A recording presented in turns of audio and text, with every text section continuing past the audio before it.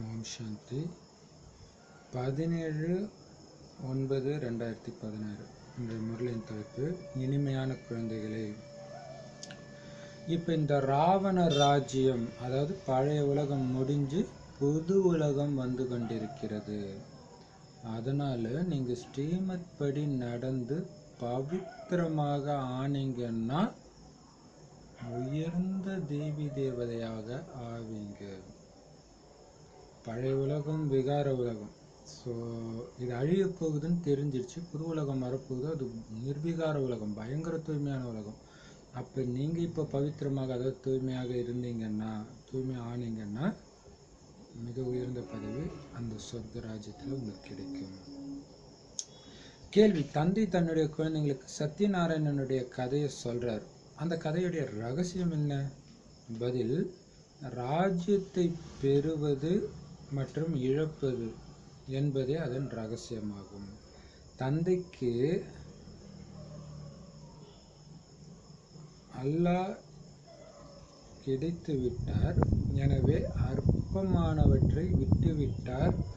யார் விஸ்வத்தின் எஜமானர்களாக இருந்தாங்களோ அவங்களே 84 ஜென்மங்கள் எடுத்து ராஜ்யத்தை இழந்துடுறாங்க. பிறகு தந்தை அவங்களுக்கு ராஜ்யத்தை கொடுக்கிறார். பதிதத்திலிருந்து பாவனமாவது, அற்பமானவற்றை விட்டுவிட்டு ராஜ்யத்தை பெறுவது. இந்த சத்யநாராயணனின் கதையை தந்தை சொல்றார்.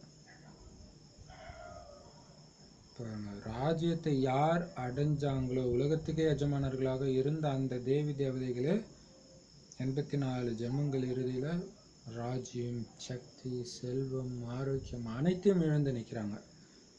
இப்ப மீண்டும் அதே அல்லாஹ்வாகிய தந்தை இறைவன் நமக்கு ராஜ்யத்தை கொடுக்கிறாரு. எப்படி கொடுக்கிறாரு?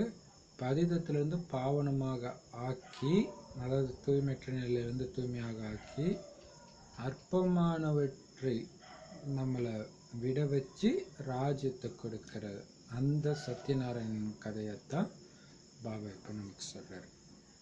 பாடல்: கடைசியில் அந்த நாளும் இன்று வந்தது. ஓம் சாந்தி. ஓம் சாந்தியின் அர்த்தத்தை ஆன்மீக தந்தை புரிய வச்சிருக்கிறாரு. ஓம் அப்படின்னா நான் ஆத்மா மற்றும் எனது, இது என்னுடைய சரீரம். ஓம்னாலே என்ன அர்த்தம்? நான் ஆத்மா, இது என்னுடைய சரீரம், இங்கே தான் நான் இருக்கிறேன், மேலே இருக்கிறதுலாம் என்னுடைய உடம்பு. ஆத்மா பார்வைக்கு தெரியறது கிடையாது. இப்போ நான் ஆத்மா, இது எனது சரீரம்ன்றது புரிஞ்சிச்சு. இப்போ பார்த்தீங்கன்னா ஹட யோகிகள் ஓம்னு துணி எழுப்பாங்க. அதனால ஒன்றும் கிடைக்கப்படுறது கிடையாது இல்லையா? அதுக்கு என்ன அர்த்தம் கூட அவங்களுக்கு தெரியாது. ஆவு அம்முன்னு 3 பிரித்து அர்த்தம் சொல்லுவாங்க. அப்போ நான் ஆத்மான்றது சாதாரண நீங்கள் ஞாபகம் வச்சுக்கோங்க. அதுக்கு பதில் நான் ஆத்மான்னு சொல்லிக்கிட்டு இருந்தாலாவது அந்த ஆத்ம உணர்வு வரும். இப்போ நான் ஆத்மா, கண்ணுக்கு தெரியாதவன். கண்ணுக்கு தெரிந்த இது என்னுடைய சரீரம், என்னுடையது நான் கிடையாது. இது என்னுடைய ஷட்டர், இது நான் கிடையாது. அது மாதிரி இது என்னுடைய சரீரம், இது நான் கிடையாதுன்னு இப்போ புரிஞ்சிருச்சு. ஆத்மாவில் தான் மனசு புத்தி இருக்குது, சரீரத்தில் புத்தி கிடையாது இல்லையா? ஆத்மாவில் தான் நல்ல அல்லது கெட்ட சமஸ்காரங்கள் இருக்குது. இப்போ மனிதர்கள், அறிவியல் விஞ்ஞானிகள் என்ன புரிஞ்சுக்கிறாங்க? புத்தி ஏதோ பிரெயினில் இருக்குதுன்னு நினச்சிக்கிறாங்க. அது சரீரத்தின் ஒரு பகுதி தான் பிரெயின், அதில் கிடையாது. ஆத்மாவில் தான் மனசும் புத்தியும் இருக்குது. அதேமாரி நல்ல பழக்க வழக்கங்கள், கெட்ட பழக்கங்கள் எல்லாமே அந்த ஆத்மாவில் தான் இருக்குது. முக்கியமானதே ஆத்மா தான். அந்த ஆத்மாவை யாராலையும் பார்க்க முடியாது. சரீரத்தை ஆத்மா பார்க்குது, ஆத்மாவை சரீரம் பார்க்க முடியாது. சூப்பராக சொல்றாருல்ல. ஆத்மா தான் கண்ணு வழியா எல்லாருடைய சரீரத்தையும் பார்க்குது, நம்ம சரீரத்தையும் பார்க்குது. ஆனால் இந்த கண்ணு சரீரத்தின் ஒரு அங்கம். அதன் மூலமாக ஆத்மாவை பார்க்க முடியுமான்னா முடியாது. ஆத்மா பிரிஞ்சிடுறதுனால சரீரம் பிணம், ஜடம் ஆகிடுது அப்படின்னு நமக்கு தெரியுது. ஆத்மா கண்களுக்கு தென்படுறது கிடையாது. அப்ப எது நீங்களோ அது தெரியல, எது உங்களுடையதோ அது தெரியுது, எது உண்மையோ அது தெரியல, பொய் தான், அது சரீரம் தான் தென்படுது. அதே மாதிரி ஆத்மாவின் தந்தை யாரோ, யார இந்த ஒட்டுமொத்த உலகமும் காட்ஃபாதர் இறை தந்தைன்னு சொல்றாங்களோ அவரும் யாருடைய கண்ணுக்கும் புலப்படுறது கிடையாது. சூப்பரா சொன்னார் இல்லையா? ஏன் கடவுளை பார்க்க முடியல? கடவுள் யாருக்கு தந்தையோ அவங்களே கண்ணுக்கு பார்க்க முடியல, நம்மள தான், அதாவது ஆத்மாக்களை. அதனால ஆத்மாக்களின் தந்தையையும் பார்க்க முடியல. அவரை புரிஞ்சிக்க முடியும், அறிந்து கொள்ள முடியும். ஆத்மாக்கள் அனைவரும் சகோதரர்கள். அப்ப எப்படி நாம தெரிஞ்சுக்கிறோம்? அப்பா கொடுக்குற ஞானம், சிவபாபா கொடுக்குற ஞானத்தின் மூலமா தெரிஞ்சுக்கிறோம். அப்படி நம்மளுடைய கேரக்டர் மாறுறது, ஒருத்தருக்கு ஒருத்தர் அந்த அன்பை எடுத்துட்டு வர்றது. நேற்று கூட சொன்னார் இல்லையா, கடவுளுக்கும் உங்களுக்கும் உள்ள அந்த தூய்மையான உண்மையான அந்த நெருக்கம் மாதிரி உங்களுக்குள்ளேயும் இருக்கணும்னு. இது கடவுள் மட்டும்தான் இந்த கவனத்தை கொடுக்க முடியும் இல்லையா? உண்மையில அப்படி மாற்றவும் முடியும்ன்றதெல்லாம் நம்மளால புரிஞ்சிக்க முடியும், பட் கண்ணால பார்க்க முடியாது. ஆத்மாக்கள் எல்லோருமே சகோதரர்கள். சரீரத்துல வரும் பொழுது இவங்க சகோதரன் சகோதரின்னு சொல்லுவாங்க. பரமபிதா பரமாத்மா ஆத்மாக்களின் தந்தை. உலகாய சகோதரன் சகோதரி ஒருத்தரை ஒருத்தர் பார்க்க முடியும். அனைத்து ஆத்மாக்களின் தந்தை ஒருவர் தான், ஆனா அவரை பார்க்க முடியாது. அதனால பழைய உலகை புதியதாக மாத்துறதுக்காக தந்தை வந்திருக்கிறாரு. புது உலகம் சத்தியுகம் இருந்தது, இப்ப இருக்கிறது பழைய கலியுகம் உலகம். பழைய உலகம் கலியுகம். இப்ப இது மாறணும். என்னவா மாறணும்? கலியுகம் மீண்டும் சத்தியுகமாக, பழைய உலகம் மீண்டும் புது உலகமாக மாறணும். எப்படி பழைய வீடு இடிக்கப்பட்டு புதிய வீடு கட்டப்படுதோ அப்படியே இந்த பழைய உலகம் அழிய போகுது. சத்தியுகத்துக்கு பின் திரேதாயுகம், துவாபர யுகம், கலியுகம், பிறகு சத்தியுகம் அவசியம் வரணும் இல்லையா? கலியுகம் முடிஞ்சா மீண்டும் சத்தியுகம் வந்தே தீரணும். அது 5000 வருட கால சுழற்சி சக்கரம். உலகத்துடைய வரலாறு பூகோளம் திரும்பவும் நடைபெற வேண்டும். இப்ப இது பழைய வீட்டை இடிச்சுட்டு அந்த இடத்துல புது வீடு கட்டுற மாதிரி இந்த பழைய உலகம் அழிஞ்சிட்டு தான் இது வரும். ஸோ கலியுகம் பழைய உலகம், இதை அழிச்சு மீண்டும் புது உலகம் சத்தியுகம் வரும். காரணம், இந்த உலகத்தின் வரலாறு பூகோளம் திரும்ப அதே மாதிரி நடைபெறும். சத்தியுகத்துல தேவி தேவதைகளுடைய ராஜ்யம் தான் நடக்குது. சூரிய வம்சம், சந்திர வம்சத்தினருடைய ராஜ்யம் அரை கல்பம் நடக்குது. அவங்கள லக்ஷ்மி நாராயணனுடைய ராஜவம்சம், ராமர் சீதையின் ராஜவம்சம்னு சொல்றோம். இது ரொம்ப ஈஸி தானே புரிஞ்சுக்க. பிறகு துவாபர கலியுகத்துல தான் மற்ற மதங்கள் தர்மங்கள் வருது. பின்னர் எந்த தேவி தேவதைகள் பவித்திரமாக இருந்தாங்களோ அவங்களே அப்பவித்திரம் ஆகிடுறாங்க, தூய்மையை இழந்து விகாரத்துல விழுந்துடுறாங்க துவாபரகத்துல இருந்து. இதை ராவண ராஜ்யம்னு சொல்லப்படுது. ராவணன்னா வருஷா வருஷம் எரிக்கிறாங்க, இருந்தாலும் அவன் ஒன்றும் எரியிறது கிடையாது. எல்லாருடைய மிக பெரிய எதிரி இந்த ராவணன். அதனால தான் ராவணனை எரிக்கிற பழக்கம் ஏற்பட்டு இருக்குது. பாரதத்துடைய முதல் நம்பர் எதிரி இந்த ராவணன். அதே மாதிரி இந்த பாரதத்துடைய முதல் நம்பர் நண்பன், சதா சுகம் கொடுக்கக்கூடிய நண்பன் இறைவன். பாரதத்துக்கு தான் 2 பேருமே க்ளோஸ் இல்லையா? நம்ம சீரழிச்ச மிகப்பெரிய எதிரி ராவணன், அதே மாதிரி நம்மளுடைய வாழ்க்கை துக்கத்திலிருந்து சுகம் பொருந்திய சொர்க்கமாக மாற்றியவர் இறை நண்பன். இறைவனை நண்பன்னு சொல்றாங்க தானே. இதை பத்தி ஒரு கதை கூட இருக்குது. அதனால இறைவன் நண்பனாக இருக்கிறாரு. ராவணன் எதிரியா இருக்கிறாரு. இறை நண்பனை ஒருபொழுதும் எரிப்பதில்லை. ராவணன் எதிரி, அதனால 10 தலைகளுடைய ராவணனை உருவாக்கி அதைத்தான் வருஷா வருஷம் எரிக்கிறாங்க. நமக்கு ராமராஜ்யம் வேணும்னு காந்திஜி கூட சொன்னார். இதுல பாருங்க, இறைவனை யாரும் எரிக்கிறது கிடையாது, ராவணனை தான் எரிக்கிறாங்க. பார்த்தீங்கன்னா மதஸ்தாபகர்களுக்கு துக்கம் கொடுக்கறதுமே கூட பார்த்தீங்கன்னா மனித வழியை உருவாக்குறாங்க இல்லையா? மதஸ்தாபகர்கள் மனித வழி.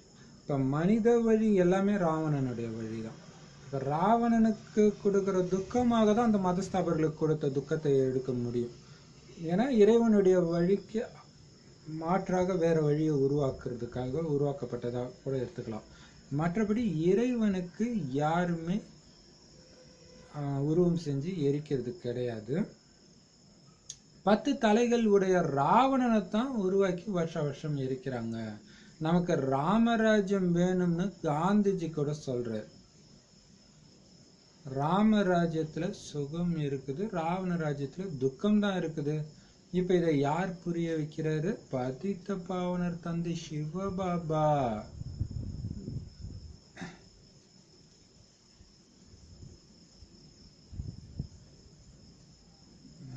பதித்த பாவனர் தந்தை தான் இதை புரிய வைக்கிறார். ராமராஜ்யம் தான்ப்பா சுகம் நிறைஞ்ச ராஜ்யம், ஒரே வழி, ஒரே மொழி, ஒரே ராஜ்யம். ராவண ராஜ்யத்துல பல வழி, பல மொழி, பல ராஜ்யம். அதனால எந்த நேரமும் துக்கம்தான். சிவபாபா பிரம்மா தாதா. பாபா எப்பொழுதும் பாப் தாதான்னு தான் கையெழுத்து போடுகிறார். பிரஜாபிதா பிரம்மாவும் அனைவருக்கும் உரியவராகவே இருப்பார். அவர் ஆதாம் என்று அழைக்கப்படுகின்றார். அவரைத்தான் கிரேட் கிரேட் கிராண்ட்ஃபாதர்னு சொல்றாங்க. மனித சிருஷ்டியில பிரஜாபிதா ஆகிவிட்டார். பிரஜாபிதா பிரம்மா மூலம் பிராமணர், பிறகு பிராமணர்ல இருந்து தேவி தேவதை உருவாகிறாங்க.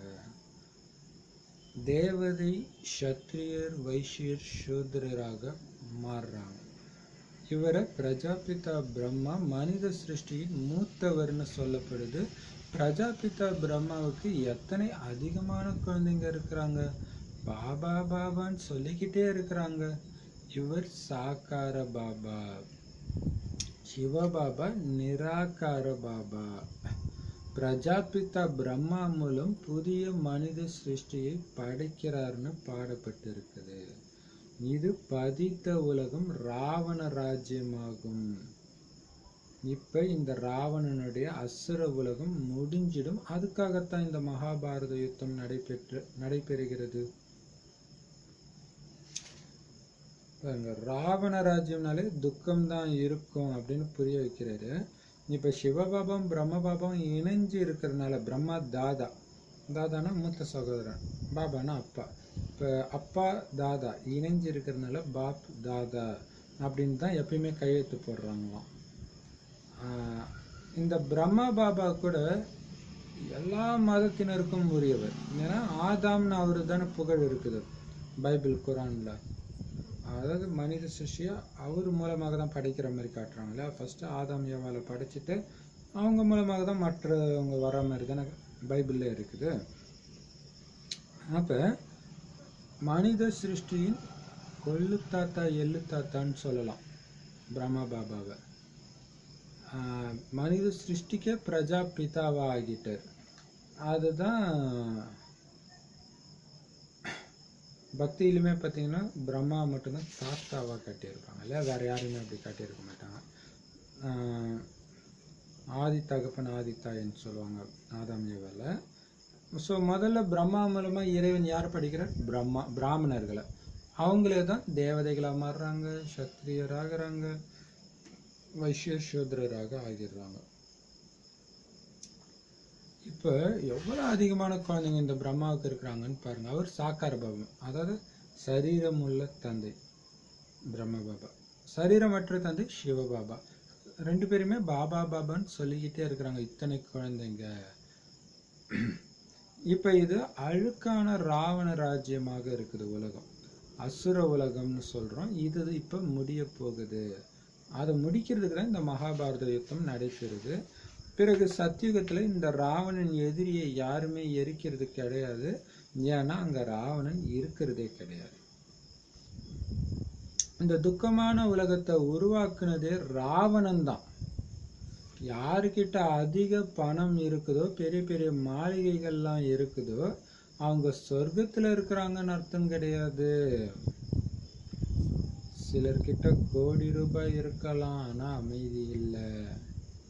பணம் எல்லாமே மண்ணுல கலந்துட போகுதுன்னு பாபா புரிய வைக்கிறாரு. புது உலகத்துல புது சுரங்கங்கள் வெளிப்படுகின்றன. பாபா சுப்ரஸ்வரர்ல இங்க இது துக்கம் நிறைஞ்ச உலகம் தான். இங்க அப்படியே பெரிய கோடீஸ்வரனா இருக்கிறனால அவங்க சந்தோஷமா இருக்கிறாங்கன்னு அர்த்தம் கிடையாது. அவங்களுக்கு இது சொர்க்கம்னு அர்த்தம் கிடையாது. அவங்க அமைதியற்று தான் இருக்கிறாங்க. அவங்க சேர்த்து வச்சதை பாதுகாக்கிறதுக்கு தான் ரொம்ப கஷ்டப்பட்டு இருக்கிறாங்க. அதுவும் மண்ணோட மண்ணா கலக்க போகுது. எதுவுமே எல்லாமே காணாம போயிடும். தங்கம், வைர, வைடூரியங்கள் எல்லா சுரங்கங்களும் காலி ஆயிட்டு இருக்குது. ஆனா மீண்டும் சத்தியுகத்துல எல்லாமே நிரம்பிடும் அப்படின்னு சொல்றாரு. புது புது சுரங்கங்கள் வெளிப்படும். அதன் மூலம் புது உலகத்துடைய தங்க மாட மாளிகைகள் உருவாக்கப்படுகின்றன. இந்த பழைய உலகம் இப்ப முடியணும் இல்லையா? 10 தலைமுறைக்கெல்லாம் நீங்க சேர்க்க தேவை, எல்லாமே முடியதான் போகுது. அது ஆட்டோமேட்டிக்கா அங்க வரும். அதை வச்சுதான் அவங்க மாட மாளிகைகள் கட்டுவாங்க தங்கத்துல. சத்தியுகத்துல விகாரமற்றவராக சம்பூர் நிர்விகாரிகளாக இருப்பாங்க. விகாரம்னா என்னன்னே தெரியாது, அப்படிப்பட்டவங்களா இருப்பாங்க. அங்க யோக பலத்தின் மூலமாக தான் குழந்தைங்க பிறப்பாங்க. விகாரமே அங்க இருக்காது. ஏன்னா தேக அபிமானமே கிடையாது, கோபம் கிடையாது, காமம் கிடையாது, 5 விகாரங்கள் இருக்காது. அதனாலதான் அங்க ஒருபொழுதும் ராவணனை எரிக்கிறதே கிடையாது. இல்ல இந்த காமம், கோபம், பற்று, பேராசை, அகங்காரம்ன்ற ராவணனுக்கு அங்க வேலை கிடையாது. காரணம் தான் தேகம்ன்ற உணர்வே அங்க இருக்காது. அதனால ராவணன்னா யாருன்னே தெரியாது, அங்க எரிக்கவும் மாட்டாங்க. இங்கதான் ராவண ராஜ்யம் நடக்குது இப்ப. அதனால தான் பதித்த பாவனரே வாங்க எங்களை தூய்மையாக்குங்க, இந்த ராவணன் கிட்ட இருந்து எங்களை காப்பாத்துங்கன்னு எல்லாரும் கூப்பிடுறாங்க. அவர் உங்களை காப்பாத்துறதுனால விடுவிப்பவர், லிபரேட்டராகவும் இருக்கிறார். ராவணன் கிட்ட இருந்து துக்கத்துல இருந்து உங்களை மீட்டெடுக்கிறதுனால. இப்ப எல்லாருமே ராவண ராஜ்யத்துல துக்கத்தை அனுபவிச்சுட்டு இருக்கிறாங்க. தந்தை தான் வந்து அவங்கள எல்லாரும் விடுவிக்க வேண்டி இருக்குது. நீங்க தூய்மையாகுங்க, பவித்ர பவ அப்படின்னு தந்தை சொல்ற. தூய்மை ஆயிட்டீங்கன்னா உங்களை எதுவுமே பண்ண முடியாது. அழுக்கா இருக்கும்போது தான் ராவணன் துக்கத்தை கொடுக்க முடியும். இந்த பதித்த உலகம் முடிய போகுது. யார் ஸ்ரீமத் படி நடப்பாங்களோ அவங்க சிரேஷ்டமான தேவி தேவதை ஆவாங்க. இந்த அழுக்கான உலகமே முடிய போகுது. அதனால ஏன் நீங்க இப்ப அழுக்காகிறீங்க? அழிய போற உலகத்துக்கு அவங்கள தயார்படுத்திக்கிறீங்க. அதனால தூய்மையாகுங்க. ஏன்னா தூய்மையான உலகம் தான் வரப்போகுது. அதுக்கு என்ன பண்ணணும்? யார் ஸ்ரீமத் படி நடக்கிறாங்களோ அவங்களுக்கு உயர்ந்த பதவி, தேவி தேவதை பதவி கிடைக்கும் சொர்க்கத்துல. மற்றபடி இந்த பழைய உலகத்தின் விநாசம் கண்டிப்பா ஏற்படும். இந்த பழைய உலகம் கண்டிப்பா அழியும். எல்லாரும் அழிஞ்சிடுவாங்க. பாக்கி யார் தப்பிப்பாங்க? யாரு ஸ்ரீமத் படி தூய்மையாக இருக்கிறாங்களோ அவங்க தான் பாபாவுடைய வழிபடி நடந்து விஸ்வ ராஜ்யத்தின் ஆஸ்தியை அடையறாங்க. இந்த லக்ஷ்மி நாராயணனுடைய ராஜ்யம் இருந்தது தானே. இப்ப ராவண ராஜ்யம் நடக்குது. இது முடியணும். சத்யுக ராமராஜ்யம் ஸ்தாபனை ஆகணும். அந்த சீதையின் ராமர் கிடையாது. சாஸ்திரங்கள்ல ரொம்ப தவறான விஷயங்களை எழுதிட்டாங்க. இந்த முழு உலகமும் இப்ப இலங்கை தான். இதுல ராவணனுடைய ராஜ்யம் தான் நடக்குது. பாரதம் சத்யுகத்துல தங்கக்குருவியாக இருந்தது. அப்ப வேற எந்த ராஜ்யமும் கிடையாது. தந்தை பாரதத்துல தான் வந்து மீண்டும் தங்க குருவியான சொர்க்கத்தை படைக்கிறாரு. மற்ற தர்மங்கள் என்னெல்லாம் இருக்குதோ அது எல்லாமே அழிஞ்சிடும். கடல் கூட பொங்கி எழும். இதுதான் அடிக்கடி நிறைய பேருக்கு கனவா வருது, இந்த கடல் பொங்குற காட்சி. கடைசி நேரத்தினால கனவுகளில் விநாச காட்சிகள் நிறைய பேருக்கு வருது. பாம்பே என்னவாக இருந்தது?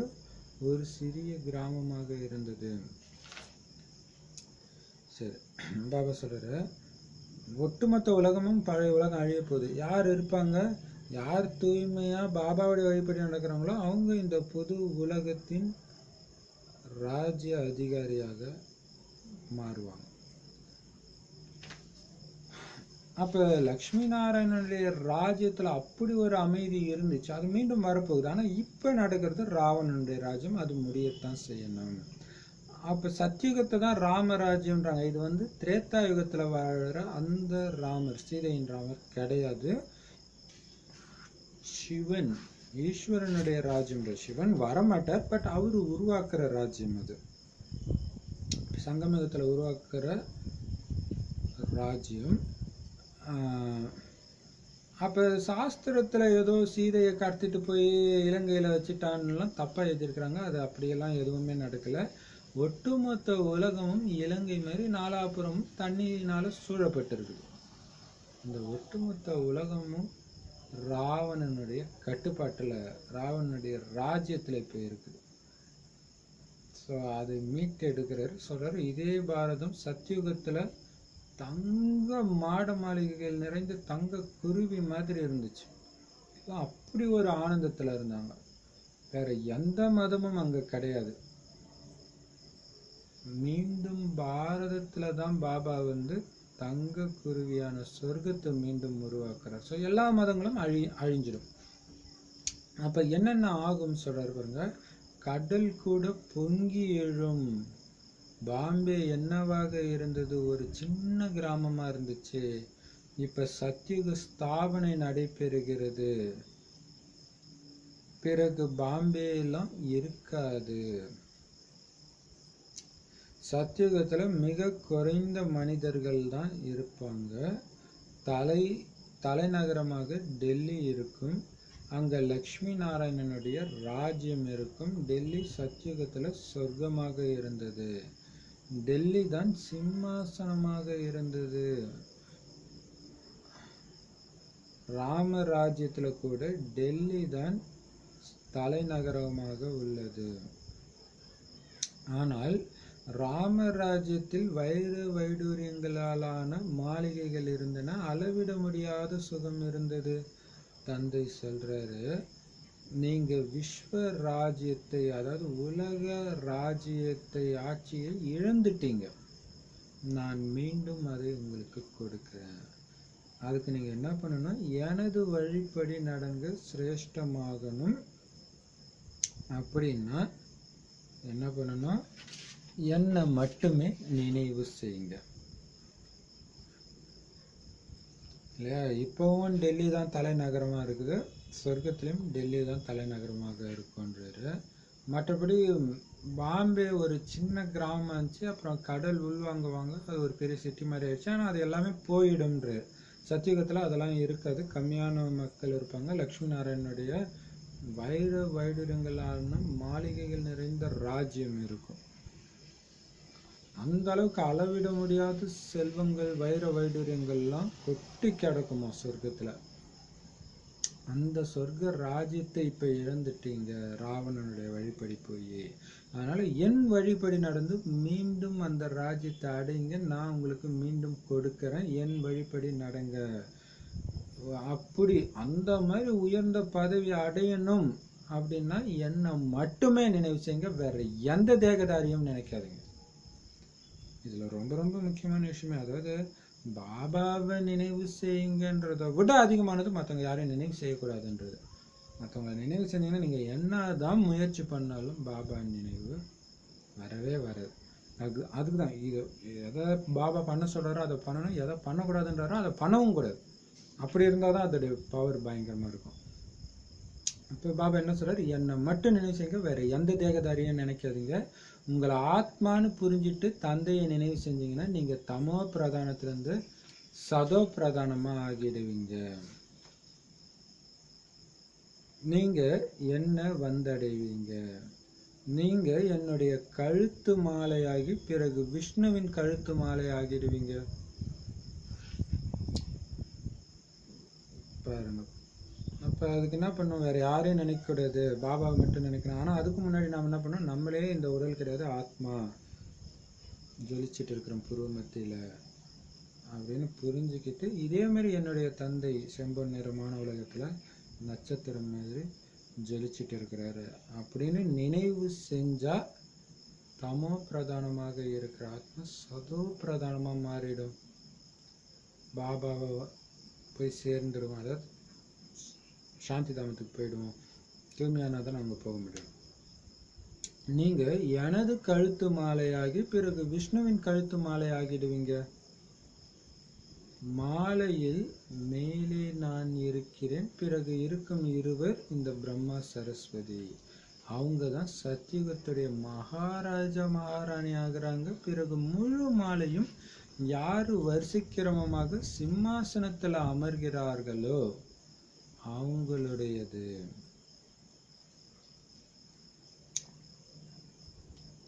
நான் பாரதத்தை இந்த பிரம்மா சரஸ்வதி மற்றும் பிராமணர்கள் மூலமாக சொர்க்கமாக படைக்கிறேன். யார் உழைக்கின்றார்களோ பின்னர் அவர்களுடைய நினைவு சின்னம் உருவாகின்றன.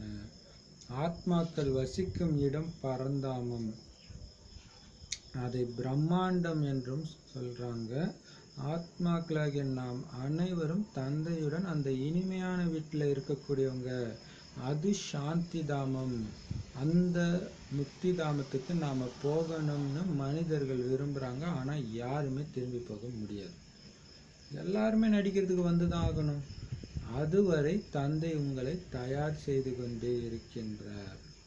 நீங்கள் தயாராகிவிட்டால் அங்கிருக்கும் ஆத்மாக்கள் எல்லாரும் வந்துடுவாங்க. பின்னர் முடிந்துவிடும். நீங்கள் பொது உலகில் ராஜ்யம் செய்வீங்க. பிறகு வரிசைக்கிரமமாக சக்கரம் சுழலும். கடைசியில் அந்த நாளும் இன்று வந்தது என்ற பாடலிலும் கூட கேட்டீங்க அல்லவா? சரி, இப்போ பாபா சொல்றாரு, பரந்தாமத்தில் பார்த்தீங்கன்னா தலைகீழ் ஆத்மாக்களின் மரம் இருக்கும், சிருஷ்டி மரம். அதில் மேலே விதையாக ஒளிப்புள்ளியாக இருக்கிற சிவபாபா. அந்த தண்டு பகுதி தான் தேவதைகள் இல்லையா? அப்போ சிவபாபாவுடைய கழுத்து மாலை மாதிரி இருக்கிறோம் தேவதை சிவபாபாவுக்கு நெருக்கத்தில். அப்படியே இது போய் விஷ்ணுவுடைய மாலையாக சத்தியுகத்தில் வரும். அப்படின்னு என்ன அர்த்தம்? விஷ்ணு கீழே அவங்களுடைய ராஜ்யம் வரும். மாலையில் கூட பார்த்தீங்கன்னா ருத்ராட்ச மாலை உருட்டுறாங்களே, அதில் மேலே மலராக இருப்பவர் சிவபாபா. அவருக்கு நெருக்கத்தில் இருக்கிற 2 ஜோடி வந்து பிரம்மா சரஸ்வதி. அவங்க தான் சத்தியுகத்தில் முதல் 2 பதவி, லக்ஷ்மி நாராயணன் பதவி அடைகிறாங்க. மற்ற அந்த 108 மணிகள் எல்லாமே என்ன வரும்னா உயர்ந்த பதவி அடையக்கூடியவங்க வரிசைக்கிரமத்தில் அப்படின்னு சொல்லுவார். அவங்களுடைய நினைவு சின்னம் தான் அது. நான் பாரதத்தை அதை அப்படியும் எடுத்துக்கலாம், அல்லது ஒட்டுமொத்த 33 கோடி தேவதை ஆத்மாக்களையுமே கூட சொல்லலாம். முழு மாலையிலும் வரிசைக்கிரமமாக வருது. மற்றும் சிவபாபா கழுத்து மாலை அந்த பரந்தாமத்தில் இருக்குது பாருங்க, அந்த தண்டு பகுதியை சொல்றாரு. இந்த பாரதத்தையே மம்மா பாபா மூலமாகவும் பிராமணர்கள் மூலமாகவும் சொர்க்கமாக உருவாக்குற சேவை பாபா செய்கிறாரு. இருந்தாலும் பாபாவுக்கு யார் உதவி செய்கிறாங்களோ, பாபாவுடைய செய்தியை நிறைய பேருக்கு யார் சொல்றதுக்கு தங்களை கருவி ஆக்கிக்கிறாங்களோ அவங்களுடைய நினைவு சின்னம், அந்த உழைப்புக்கு ஏற்ற நினைவு சின்னம் உருவாகுது. மற்றபடி ஆத்மாக்கள் எல்லாம் வசிக்கிற இடம் அந்த பரந்தாமம், அது பிரம்மாண்டம்னு சொல்றாங்க. ஆத்மாக்கள் நாம எல்லாருமே தந்தையோடு அந்த இனிமையான வீட்டில் இருக்கக்கூடியவங்க. அதனால்தான் அதை சாந்தி தாமம் முக்தி தாமம் சொல்றோம் இல்லையா? முக்தி அனைத்திலையும் விடுபட்டு இனிமையான அமைதி, அதனால அது சாந்தி தாமா, அமைதி இருக்கிற இடம்னு சொல்கிறோம். அந்த இடத்துக்கு போக தான் மனிதர்கள் எல்லாம் விரும்புகிறாங்க. ஆனால் பாபா சொல்கிறார், விரும்பினாலேலாம் போயிட முடியாது, அதுக்கு தூய்மை ஆகணும். தூய்மை ஆகாமல் அங்கே யாரும் போக முடியாது. சரி, அங்கேயே யாராவது இருந்துட முடியுமா அப்படின்னா அதுவும் முடியாது. எல்லாருமே இங்கே வந்து தான் ஆகணும். இப்போ பாபா இது ஒரு சூப்பரான ரகசியம் சொல்கிறாரு பாருங்க. நாம் எப்போ தயாராகிடுறோமோ அப்போ தான் எல்லா ஆத்மாவுமே கீழே வருமா. அப்போ இன்னும் கூட அங்கே இருக்கிறதுக்கான வாய்ப்பு இருக்குது. நீங்கள் தயாராகிட்டிங்கன்னா எல்லாமே வந்துடும் அங்கே இருக்கிற ஆத்மாக்கள். அப்போ திரும்பி போக ஆரம்பிச்சோம். அங்கே காலியானவொன்னே இங்கே போக ஆரம்பிப்போம். அதான் உலக அழிவு. புது உலகத்தில் ராஜ்யம் செய்வீங்க. அங்கே போனதுக்கப்புறம் என்ன ஆகும்? புது உலகம் ஸ்டார்ட் ஆகிடும், அங்கே போய் ராஜ்யம் செய்வீங்க. ஸோ வரிசைக்கிரமமாக மீண்டும் இந்த சக்கரத்தில் மேலேருந்து அவங்கவுங்க பாட்டு நடிக்க வருவாங்க. ஸோ சக்கரம் காலச்சக்கரம் சுற்றிக்கிட்டே இருக்கும். கடைசியில் அந்த நாளும் இன்னைக்கு வந்துடுச்சுன்றார். அப்படின்னு என்ன அர்த்தம்? பாபா வந்து இந்த ரகசியத்தை சொல்லி நம்மளை கூப்பிட்டுட்டு போகிற அந்த நாள் வந்துடுச்சு அப்படின்னு. அதை ஆக்சுவலாக சினிமா பாட்டு அதில் இந்த ஞானம் இருக்குதுன்னு சொல்கிறாரு. பக்தி மார்க்கத்தில் ஏமாற்றத்தை அடைந்து கொண்டே இருந்தீர்கள். தந்தையோ ஞானசூரியன் உதயமானது, அஞ்ஞான இருள் அகன்றது. இப்போ உங்களுடைய புத்தியில் இந்த சிருஷ்டியோடைய ஆரம்பம், இடை மற்றும் இறுதி பற்றிய ஞானம் இருக்குது. எந்த பாரதவாசிகள் நரகவாசிகளாக இப்போ இருக்கிறாங்களோ அவங்களே பிறகு சொர்க்கவாசிகளாக ஆவாங்கன்னு தெரிஞ்சுக்கிட்டீங்க. மீதமுள்ள எல்லா ஆத்மாக்களும் சாந்தி தாமத்துக்கு போயிடுவாங்க. மிக குறைவாக புரிய வைக்கணும். தந்தை பாபா ராஜ்யம், தந்தை மூலம் அரசாட்சி கிடைக்கின்றது, அற்பமானது முடிந்து விடுகின்றது. அதன் கதையை தந்தை புரிய வைக்கிறார். பாபா எப்படி புரிய வைக்கணும்னு கூட சொல்றாரு இல்லையா? இது உண்மையான சத்யநாராயணனுடைய கதை. அந்த கதையைத்தான் பாபா புரிய வைக்கிறாரு. மற்ற எல்லாமே கட்டுக்கதைகள். பாபா தான் நரன்லேருந்து நாராயணன் ஆகிறதுக்கான இந்த ஞானத்தை சொல்றாரு. வரலாறு பூகோளம் அல்லவா? லக்ஷ்மி நாராயணனுடைய ராஜ்யம் எப்போ ஆரம்பமாச்சு, எதுவரை நடந்துச்சு, எல்லாமே பாபா சொல்றாரு. அதனால இது கதையாகவும் இருக்குது இல்லையா? யார் இந்த விஸ்வத்தின் மீது ராஜ்யம் செஞ்சாங்களோ அவங்க 84 பிறவிகள் எடுத்து முடித்து முற்றிலும் தம பிரதானமாகிட்டாங்க.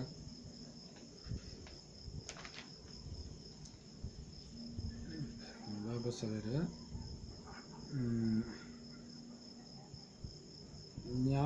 நாம் வந்து அப்படி பக்தியில் ஏமாந்துட்டே இருந்திருக்கிறோம். இது இங்கே கடவுள் கிடைப்பாரா, இதில் ஏதாவது இருக்குமா, இதில் ஏதாவது சுகம் இருக்குமா, இதன் மூலமாக அமைதி கிடைக்குமா, போய் எத்தனை கோயில்கள், எத்தனை குலங்கள், எத்தனை சன்னியாசிகள், எத்தனை மதங்கள், எல்லா இடத்துலையும் போய் ஏமாந்துட்டு வந்தோம். இப்போ பாபா ஞானசூரியனா வந்து அஞ்ஞான இருளை அகற்றுறாரு. நீ தான்ப்பா தேவதை, உன்னையே தேடி தேடி போயிருக்கிறியா நின்று அப்படின்னு சொல்கிறார்.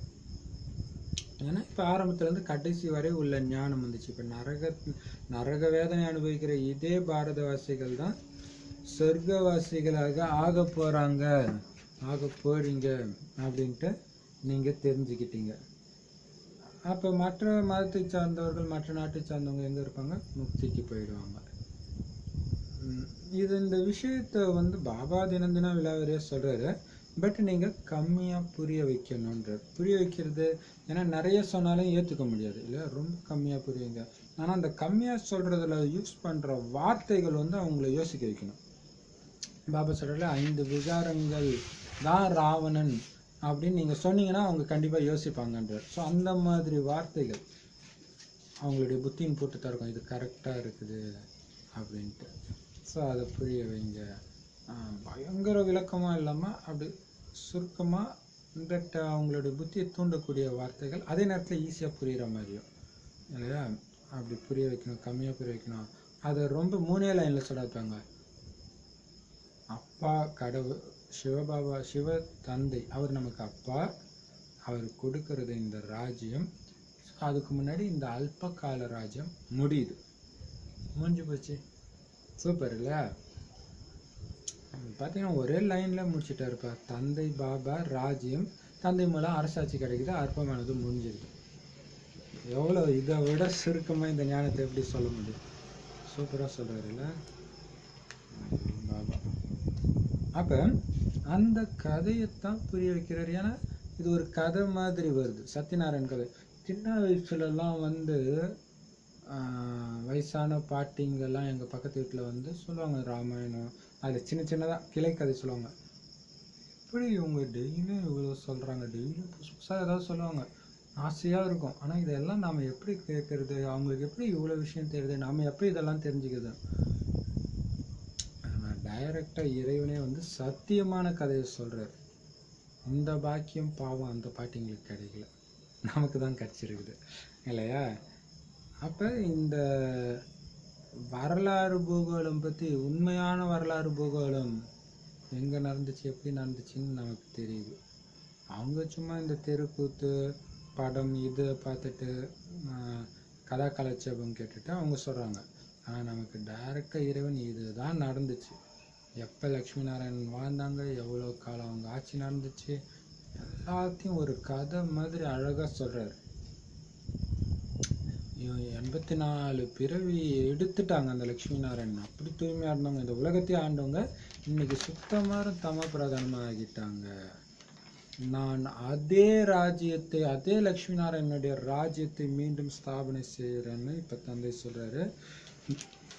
நீங்கள் எப்படி பதிதத்திலிருந்து பாவனமாக, பாவனத்திலிருந்து பதித்தமாக ஆகுறீங்கன்ற அந்த முழு வரலாறு பூகோளத்தை பாபா புரிய வைக்கிறார். முதல்ல சூரிய வம்சிகளின் ராஜ்யம், பிறகு சந்திர வம்சிகளுடையது. இதற்கிடையில் பௌத்த மதத்தவர்கள், இஸ்லாமியர்கள், பிறகு கிறிஸ்தவர்கள் வந்தாங்க. பின்னர் எந்த தேவதை தர்மம் இருந்ததோ அது மறைஞ்சிடுச்சு. பிறகு உலகின் வரலாறு பூகோளம் மறுபடியும் நடக்கும். சாஸ்திரங்களில் பிரம்மாவுடைய ஆயுள் 100 வருடங்களாக காமிச்சிருக்கிறாங்க. எந்த பிரம்மாவுக்குள்ள தந்தை ஆஸ்தியை கொடுக்கிறாரோ அவருடைய சரீரமும் அழிந்துவிடும். ஆத்மாக்களுக்கு ஆத்மாக்களின் தந்தை சொல்றாரு, அவரு தான் பதித்த பாவனர். மனிதரை தூய்மையாக்க முடியாது. யார் சுயம் முக்தி அடைய முடியலையோ அவரு மற்றவங்களை எப்படி முக்தி அடைய வைப்பாங்க, துக்கத்திலிருந்து விடுவிக்க முடியும்? அவங்க அனைவருமே பக்தியை கற்பிக்கும் நிறைய குருக்களாக இருக்கிறாங்க. இன்னாரை பக்தி செய்யுங்கள்னு சிலர் சொல்லுவாங்க, சிலர் சாஸ்திரம் கேளுங்கன்னு சொல்லுவாங்க. அநேக மடாந்திரங்கள் உள்ளன, அதாவது மடங்கள் உள்ளன. அதனால எல்லாருமே இன்னும் அதிகமாக புத்தியற்றவர்களாக ஆகிட்டாங்க. இப்ப தந்தை உங்களை புத்திவானுக்கெல்லாம் புத்திவானாக ஆக்குறார். இந்த லக்ஷ்மி நாராயணன் புத்திவான்களாக விஸ்வத்தின் எஜமானர்களாக இருந்தாங்க தானே, இப்ப எவ்வளவு ஏழ்மை ஆகிட்டாங்க. பிறகு சிவபாபா நரகவாசியிலிருந்து சொர்க்கவாசியாக உங்களை ஆக்குறாரு. இங்க நஷ்டம் விழிப்படைந்திட இங்க அதிர்ஷ்டம் விழிப்படைந்திட வேண்டும் என்று தந்தை எவ்வளவு நல்ல முறையில புரிய வைக்கிறாரு. மனிதர்களின் அதிர்ஷ்டத்தை விழிப்படைய செய்வதற்காகவே தந்தை வந்திருக்கிறார். எல்லாருமே பதிதமாக துக்கம் நிறைந்தவர்களாக இருக்கிறாங்க அல்லவா? அனைவரும் ஐயோ ஐயோ என்று விநாசமாகி விடுவார்கள்.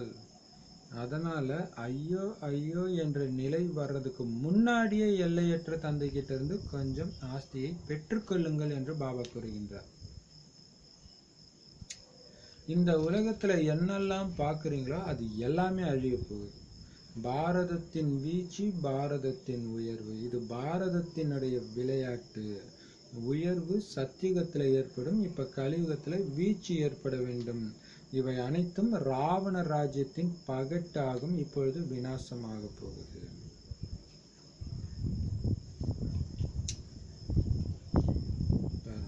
பாபா சொல்றாரு, மீண்டும் அதே லக்ஷ்மி நாராயணனுடைய ராஜ்யத்தை உருவாக்குறாரு.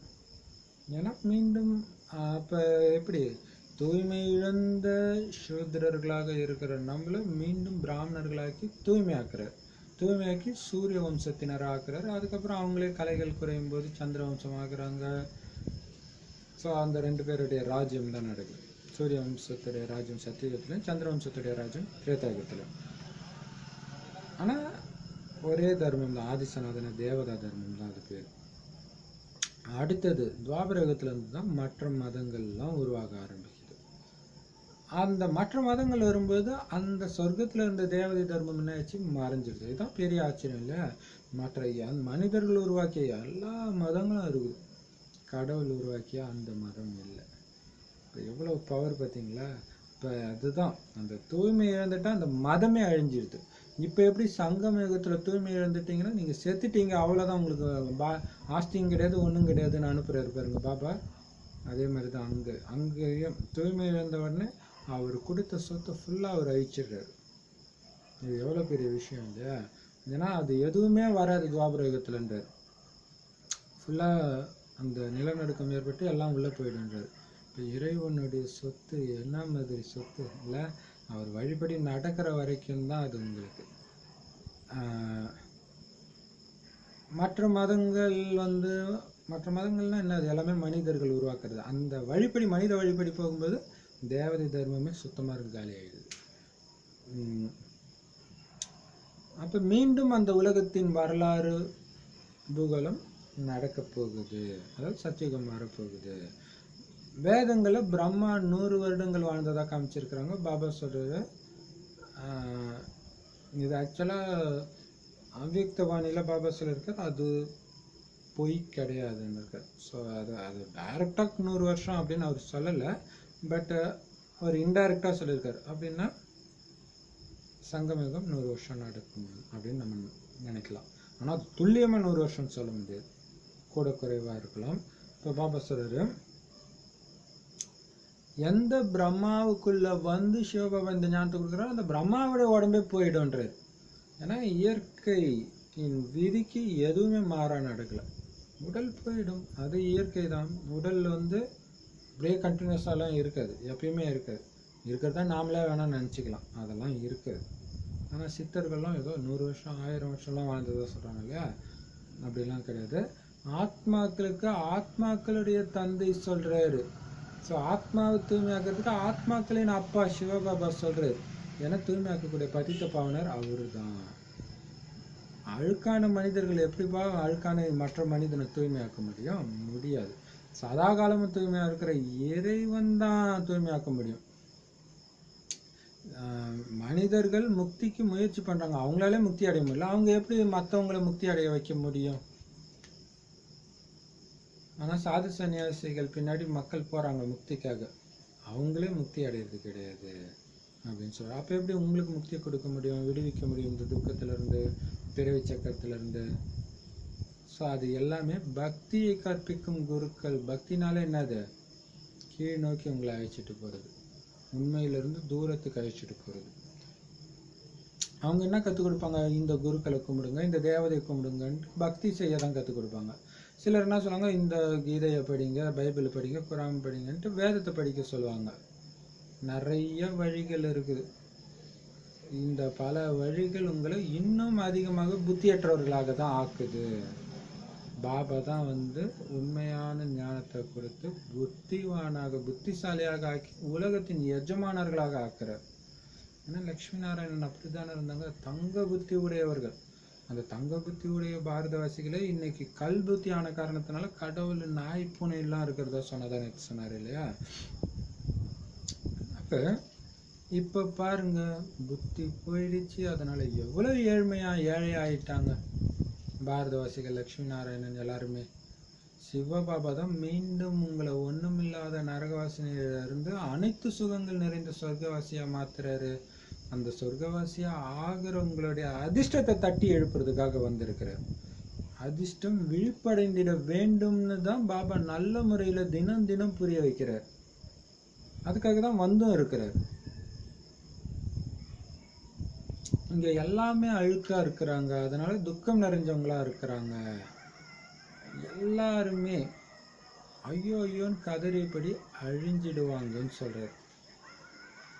ஆனா அந்த நிலை, அந்த உலக அழிவு நாள் வர்றதுக்கு முன்னாடியே எவ்வளவு முடியுமோ அவ்வளவு சொத்தை பாபா கிட்ட இருந்து அடைஞ்சிடுங்க, கொஞ்சமாவது அடைஞ்சிடுங்கன்றது எவ்வளவு பெரிய விஷயம் இல்லை. இதை படிக்கும்போது இன்னைக்கா நாளைக்கா என்னைக்கு கூட, ஆனா அந்த நேரம் துடிப்போம், ஐயோ வந்துடுச்சே, கவனக்குறைவா இருந்துட்டோமே, இந்த சின்ன மாயால மாட்டிக்கிட்டுமே அப்படின்னு துடிப்போம். அதுக்கு தான் பாப்பா சொல்றாரு, அதை தினம் தினம் அவர் ஞாபகப்படுத்துறாரு, வரும் வரும் வரும், ஒரு நாள் வந்துடும்ன்ற. புலி வருதுன்ட்டு திடீர்னு வர மாதிரி வந்துடும், அப்போ ஒண்ணுமே பண்ண முடியாது.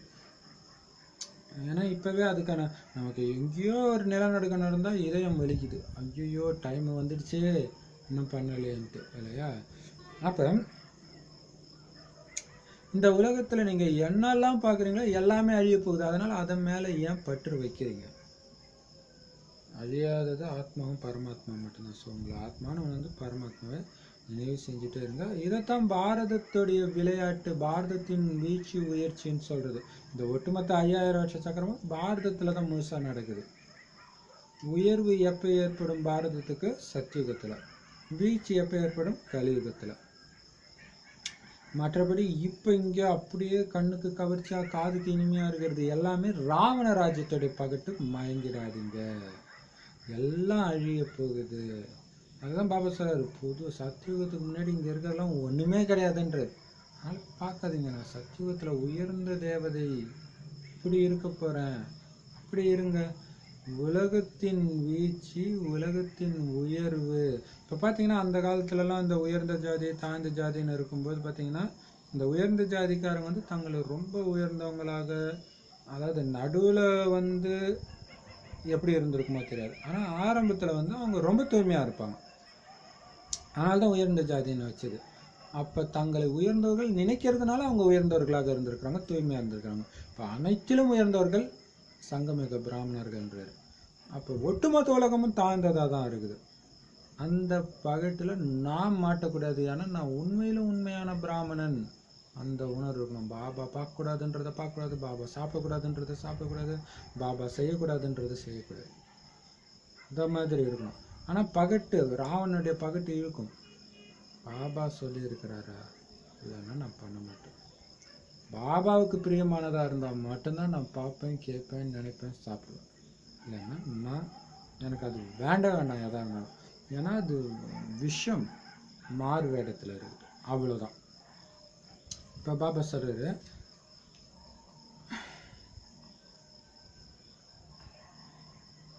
இப்ப எல்லாமே அழிய போகுது, இந்த ராவண ராஜ்யமே அழிய போகுது, உலகத்துடைய வீழ்ச்சி, உலகத்துடைய உயர்வு. சத்தியுகத்துல யாரு யாரு ராஜ்யம் செய்யறாங்கன்னு தந்தை புரிய வைக்கிறாரு. பாரதத்துடைய உயர்வு தேவதைகளுடைய ராஜ்யம், பாரதத்துடைய வீழ்ச்சி இந்த ராவணனுடைய ராஜ்யம். இப்ப புது உலகம் உருவாகி கொண்டிருக்கிறது, பழைய உலகம் முடிஞ்சிடும். இதுக்கு முன்னதாக தந்தையிடமிருந்து ஆஸ்தியை பெற நீங்க படிச்சுட்டு இருக்கிறீங்க. பாருங்க, பாபா சொல்றாரு, ராவணனுடைய ராஜ்யம்தான் பாரதத்துடைய சாபக்கேடு, தேவதைகளுடைய ராஜ்யம் தான் இறைவன் கொடுத்த வரம், உயர்வான ராஜ்யம், பாரதத்துடைய உயர்வு அப்படின்னு சொல்லலாம். இப்ப அந்த புது உலகம் தேவதைகளின் ராஜ்யம் உருவாகிட்டு இருக்குது. அதுக்கு முன்னாடி என்ன ஆயிடும்? இந்த பழைய உலகம் முடிஞ்சிடும். அந்த பழைய உலகம் முடிகிற அந்த உலக அழிவு நாளுக்கு முன்னாடியே நீங்க பாபா கிட்ட இருந்து ஆஸ்தியை அடைஞ்சிடணும் அப்படின்றதுக்காக தான் நீங்க படிச்சுட்டு இருக்கிறீங்க. எவ்வளவு ஈஸியான ஞானம் இது! மனிதன்ல இருந்து தேவதை ஆகிறதுக்கான படிப்பு. சந்நியாசி இல்லையா, ரொம்ப ஈஸியான ஞானம், ஆனால் மிக உயர்ந்த ஞானம். ஏன்னா மனுஷனை தேவதை ஆக்குறது இந்த ஞானம். சந்நியாசிகளுடையது நிவிருத்தி மார்க்கம், அந்த தர்மமே தனிப்பட்டது. அவங்களோ கிரகஸ்த விவகாரத்தை விட்டுட்டு போயிடுறாங்க, அவங்களுடையது எல்லைக்குட்பட்ட சந்நியாசம். ஆனா நீங்க இந்த ஒட்டுமொத்த பழைய உலகத்தையும் சந்நியாசம் செஞ்சு பிறகு இங்க நீங்க வரவே கூடாது. எந்தெந்த தர்மம் எப்ப வருதுன்னு நல்ல முறையில நீங்க புரிய வைக்கணும். துவாபர யுகத்துக்கு பிறகுதான் மற்ற மதங்கள் உருவாகுது. முதல்ல சுகத்தை அனுபவிக்கிறாங்க, பிறகு துக்கத்தை அனுபவிக்கிறாங்க. இந்த முழு சக்கரமும் புத்தியில பதிய வைக்கப்படுது. நீங்க சக்கரத்துல வந்ததுல இருந்து மகாராஜா மகாராணி ஆகுறீங்க. பாபாவும்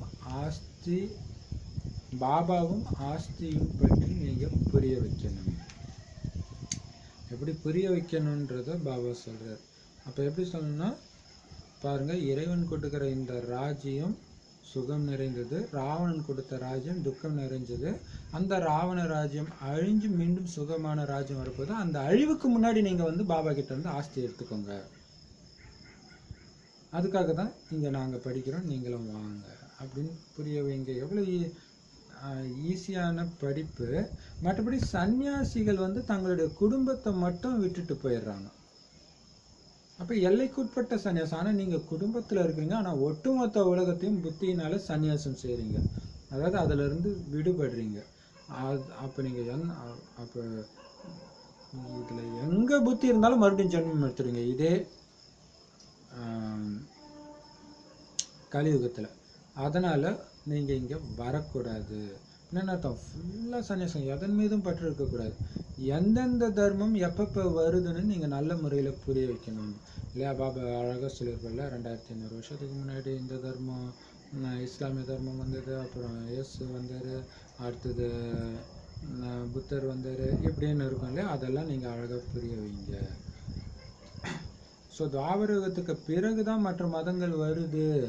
ஆனா முதல்ல சுகத்தை தான் அனுபவிக்கிறாங்க, அதாவது தேவதைகள் இல்லையா? தேவதைகளுடைய தர்மம் ஃபுல்லா சுகம் நிறைந்த தர்மம் முழுசா. மற்ற தர்மங்கள் வரும்பொழுதும் ஆரம்பத்துல பாதி சுகத்தை அனுபவிக்கிறாங்க, அப்புறம் துக்கத்தை அனுபவிக்கிறாங்க. ஆனா தேவதைகள் மட்டும் 3/4 பங்கு சுகத்தை அனுபவிக்கிறாங்க. இந்த முழு ஏன்னா எல்லாருமே பாதி பாதிதுன்னா அப்புறம் பாபாவுடைய ஞானத்தைப்படி நடக்கிறதுக்குன்னு இன்னும் லாபம் இருக்குது இல்லையா? அதனால 3/4 பங்கு சுகம் நமக்கு. இந்த முழு சக்கரமும் புத்தியில பதிய வைக்கப்படுது. நீங்க சக்கரத்துல வந்த ஸ்டார்டிங்ல மகாராஜா மகாராணி ஆயிருங்க. பாபா அடிக்கடி சொல்றாருல, கிறிஸ்தவ தர்மமும் இஸ்லாமிய தர்மமும் உருவான உடனே யாரும் ராஜாராணி ஆகிறது இல்லை. அவங்க அப்படியே லட்சக்கணக்கில் அல்லது ஆயிரக்கணக்கில் சேரும்போது தான் ராஜ்யத்தை உருவாக்குறாங்க. ஆனா நம்ம சக்கரத்துடைய ஆரம்பம் சத்தியுகத்திலே மகாராஜா மகாராணி ஆகிடும். மகாராஜா மகாராணி ஆகும்போது தான் 1ஆம் தேதியே ஸ்டார்ட் ஆகுது. பாபாவையும் ஆஸ்தியையும் பற்றி எல்லாருக்கும் புரிய வைங்க. பாபா வெளிநாட்டுக்கு போறதுக்கு யாருக்குமே தடை விதிக்கிறது கிடையாது. தன்னுடைய தேசத்துல தான் மரணம் ஏற்படணும்னு எல்லாருமே விரும்புறாங்க. இப்ப விநாசம் நடந்தே ஆக வேண்டும். பிறகு வெளிநாட்டில இருந்து வரவே இயலாத அளவுக்கு குழப்பங்கள் பெருகிடும். அதனால தந்தை வந்து அவதரித்திருக்கும் பாரத பூமி அனைத்தையும் விட உத்தமமானது என்று தந்தை புரிய வைக்கிறார். சிவ ஜெயந்தியும் கொண்டாடப்படுகிறது. சூப்பரா சொல்லல, வெளிநாட்டுக்கு போகாதீங்கன்னு சொல்லல. ஆனா பாபா வந்து இருக்கிற இந்த பாரத பூமியை விட உயர்ந்த பூமி எதுவும் கிடையாது. தன்னுடைய சொந்த நாட்டுல மரணம் ஏற்படணும்னு தானே எல்லாருடைய ஆசையும் இருக்கும். ஆனா நீங்க இங்க வந்து இறக்கணும்னு நினைக்கிறது நடக்காம போறதுக்கான வாய்ப்பு நிறைய இருக்குது. பாரதத்தை விட்டு போனீங்கன்னா அந்த மாதிரி சூழ்நிலை ஏற்படும். ஏரோப்ளேன் கட்டு, கப்பல் கட்டு, அப்ப எப்படி வர முடியும்? பஸ், பெட்ரோல் எல்லாம் காலி ஆகிடும். அந்த மாதிரி குழப்பம் வரும்ன்றார். ஸோ இன்டைரக்டா என்ன சொல்றாரு? பாரதம்ன்ற புண்ணிய பூமியில நம்ம சரீரம் விடணும்ன்ற இல்லையா? ஆனா அது முடியாம போறதுக்கு வாய்ப்பு இருக்குது. ஆனா நீங்க போகாதீங்கன்னா நான் சொல்லல அப்படின்னு தான் சொல்றேன். சரி, பாரதத்துல பிறக்கிறதுக்கே கொடுத்து வச்சிருக்கிறோம் இல்லையா? சரி, சிவ ஜெயந்தி கூட பாரதத்துல தான் கொண்டாடுறாங்க. கிருஷ்ணருடைய பேரை போட்டதுனால மட்டுமே சிவபாபாவுடைய மகிமை எல்லாம் முடிஞ்சு போச்சு. கடவுளுடைய மகிமை எது, தேவதையுடைய மகிமை எதுன்னு தெரியாம தேவதைக்கு போட்டுட்டாங்க கடவுளுடைய மகிமையை. அதனால சிவனுடைய மகிமை தெரியாம போயிடுச்சு. அனைத்து மனிதர்களையும் விடுவிப்பவர் இந்த பாரதத்துல தான் வந்து அவதரிச்சிருக்கிறாரு.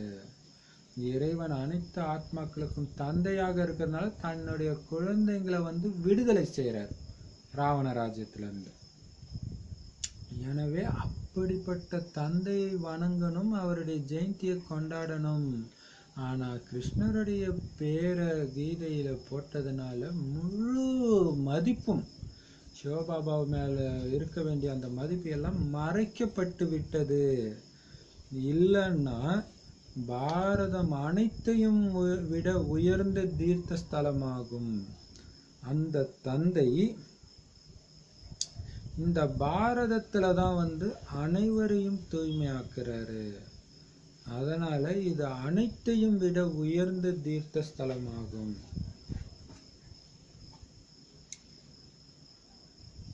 சூப்பரா இருக்குல்ல கிருஷ்ண.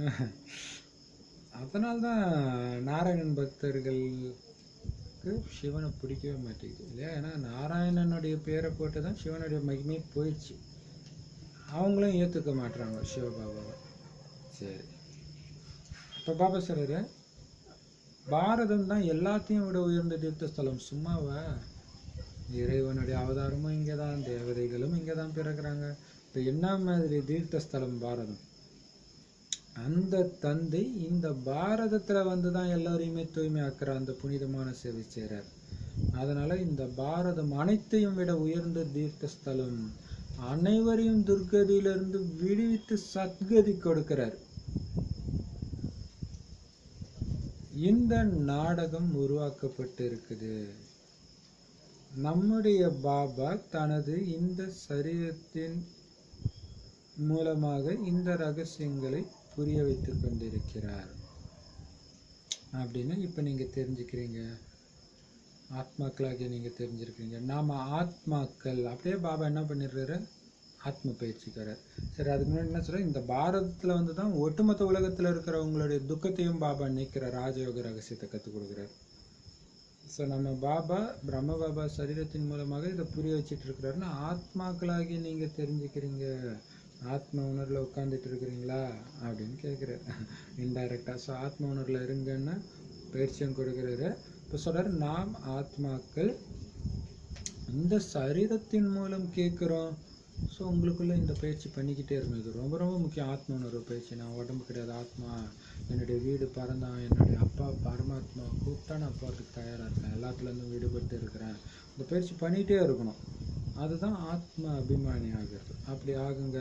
தன்னை ஆத்மான்னு புரிஞ்சுக்கிட்டு தந்தையை நினைவு செஞ்சீங்கன்னா துரு நீங்கிடும், ஆத்மாவில் உள்ள பாவக்கரை நீங்கிடும்.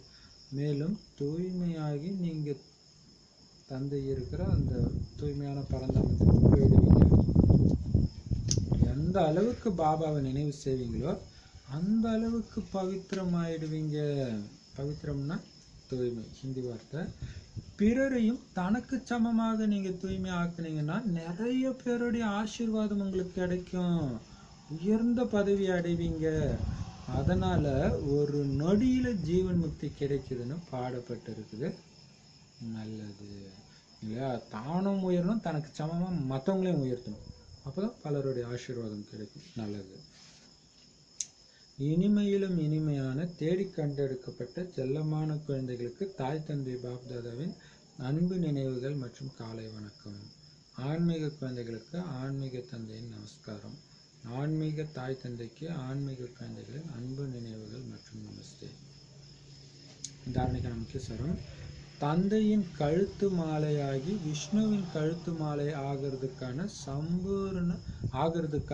சம்பூர்ண சதோ பிரதானமாக வேண்டும். ஒரு தந்தையின் வழிப்படி மட்டும் நடக்கும். இப்போதான் சதோ பிரதானமாக முடியும். பாபாவுடைய நினைவு, பாபாவுடைய ஸ்ரீமத் இருந்தீங்கன்னா பாபாவுடைய கழுத்து மாலையாகவும் விஷ்ணுவுடைய கழுத்து மாலையாகவும் சதோ பிரதானமாக ஆகும். உயர்ந்த பதவியும் அடைவோம். அநேக ஆத்மாக்களின் ஆசீர்வாதம் கிடைச்சிக்கிட்டே இருக்கும்படியாக அதிகம் பேருக்கு நீங்க சேவை செஞ்சு உங்களுக்கு சமமா ஆக்கணும். ஐயோ ஐயோன்னு கதற அந்த கடைசி விநாச கால நிலை வருவதற்கு முன்னாடியே பாபா கிட்ட இருந்து முழுமையான ஆஸ்தியை அடையணும். பெரிய விஷயம் இல்லை. அதுக்குதான் யுக்தி. இப்ப ஒரு நாளைக்கு குறைஞ்சது 10 மணி நேரம் நினைவு போட்டே ஆகணும் அப்படின்னு சொல்லியிருக்கிறோம் குரூப்ல. அப்போ 10 மணி நேரம் நினைக்கணும்னா முழு நாளுமே நினைவில் இருக்கணும், அப்போ தான் முடியும். ஸோ அப்போ அந்த அளவுக்கு நினைவில் இருக்கும்போது எல்லா மாயிலிருந்தும் விடுபட்டுட்டே இருப்பீங்க. ஏன்னா தொடர்ந்து நீங்கள் முயற்சி பண்ணிக்கிட்டே இருப்பீங்க. பேசினாலும், நின்னாலும், சாப்பிட்டாலும், குளித்தாலும். அப்போ தொடர்ந்து முயற்சி பண்ண என்ன ஆகும்? மாயக்கிட்ட இருந்து பாபா சொல்கிறல, தொடர்ந்து நினைவில் இருக்கிறதுக்கு முயற்சி செஞ்சீங்கன்னா மாயா பறந்து போய்ட்டு. அப்போ முழுமையான ஆஸ்தியை அடையிறதுக்கான வாய்ப்பு இருக்குது. ஸோ டைம் ஐயோன்றது எப்போ வேணாலும் ஸ்டார்ட் ஆகிடும். சொல்லிட்டா நிலநடுக்கம் வருது, சொல்லிட்டா வீடு பற்றி எரியுது, சொல்லிட்டா வெள்ளம் வருது. நிம்மதியாக தூங்குறாங்க, திடீர்னு பார்த்தா ஏரியெல்லாம் உடச்சி விட்டுறாங்க, ஊரே மொழி போயிடுது. ஸோ அந்த நிலை வர்றதுக்கு முன்னாடியே பாபா கிட்டேருந்து எவ்வளோ ஆஸ்தியம் முடியுமோ அடைஞ்சிடுங்க, தூய்மை ஆகிடுங்க அப்படின்னு பாபா சொல்லுவார். வரதானம் பலமற்ற ஆத்மாக்களுக்குள்ள சக்திகளின் பலத்தை நிரப்பக்கூடிய ஞானத்தை வழங்கும் வள்ளல், அதாவது ஞானதாத்தா மற்றும் வரங்களை வழங்கும் வள்ளல் வரதாத்தா ஆகுங்கள்.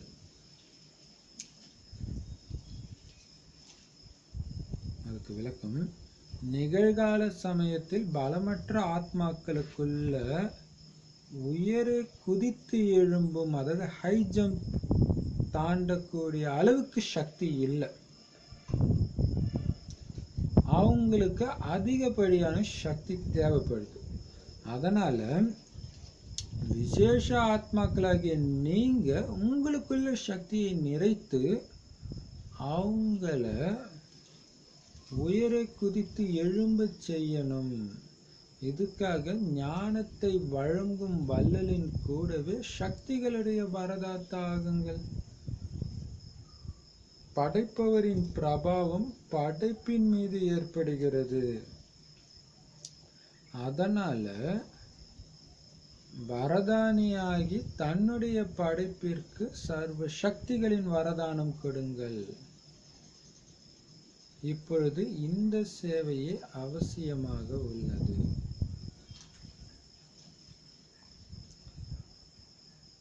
சூப்பரான வரதானம் இல்ல?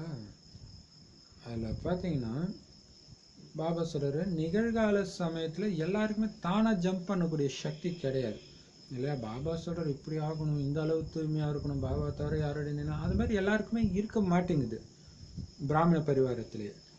அப்போ அவங்களுக்கு அதிகப்படியான சக்தி தேவைப்படுது. அப்போ நீங்கள் என்ன பண்ணால் அந்த சக்தியின் சொரூபமாக நீங்கள் மாறணும். அதாவது சக்திகள் உங்களுக்குள்ளே நிரம்பி இருக்கணும். அந்த சக்தியின் மூலமாக அவங்கள குதிக்க வைக்கணும். மனசேவை அதுதான் நேற்று சொல்லியிருந்தார் இல்லையா? எல்லைக்குட்பட்ட விஷயங்கள்லேருந்து நேற்று இல்லை இந்த நேற்று இதில் சொல்லியிருக்கிறாரு.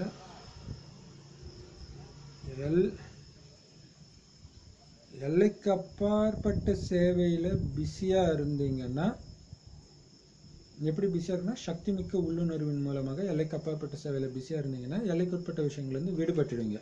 இப்போ எல்லைக்குட்பட்ட விஷயங்கள் எல்லாத்தையும் வீண் விஷயங்கள் எல்லாத்துலேருந்தும் நீங்கள் விலகி இருந்தீங்கன்னா ஆட்டோமேட்டிக்காக சக்தி ஸ்வரூபமாக இருப்பீங்க. கூடவே எல்லைக்கு அப்பாற்பட்ட சேவையிலையும் பிஸியாக இருக்கணும், சக்தி கொடுத்துக்கிட்டேவும் இருக்கணும்.